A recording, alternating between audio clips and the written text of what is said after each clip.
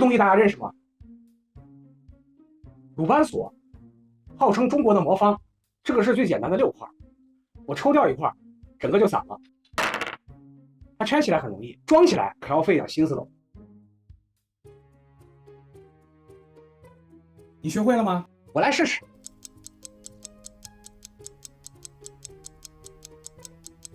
啊，还真有点难。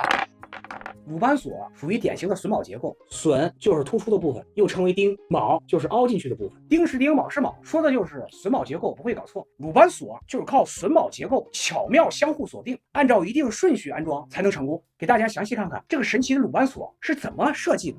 1、2、3、4、5、6，第一个短端朝外，第3个，第4个，第5个，第6个。